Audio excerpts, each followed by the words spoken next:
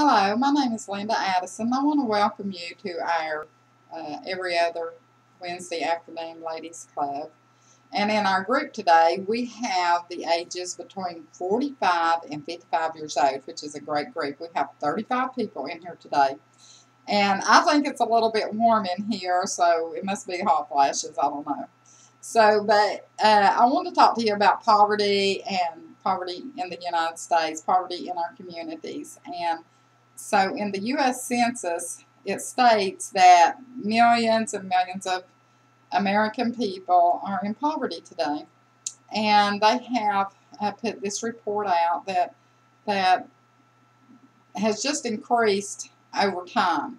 In the Michael Harrington, he wrote a book called The Other America. I don't know if you've read this book or not, but this book talks about the lower people that's in poverty, the upper class people. And the lower class people back then, when you could say really the other America, it meant that you would see people that were poor, that was more in the poverty level. And so, but now in the United States, this day and time, poverty has increased so much that everybody just mixes in. It's just not, it's just not this little bit of community here. It's all over America here. So that's where we come into play about wanting to help people in poverty and to show our kindness and to do what God wants us to do. Jesus says in Matthew 26:11 that the poor will always be with us. And it is so true today because the poor is with us. So some people is not fortunate enough to make enough money to meet their household incomes. And they used to put people invisible. They just didn't talk about people in poverty at one time years ago. But now in this day and time, everybody talks about it.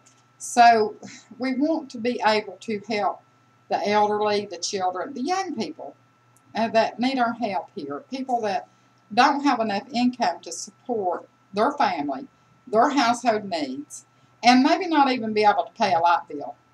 So in this class, I would like for each one of you to make a commitment to make a blanket to give out to people that's in need here in our community. Now, it could be your family, your friends, or just some elderly neighbor, whoever it may be. We want to give to our community and help our community. So we are going to make 300 blankets in the next 8 weeks, and we have enough supplies to do all that. So I'm asking you to commit to 1 blanket a week, and that would you would be able to make 4 to 8 blankets if time permits for you.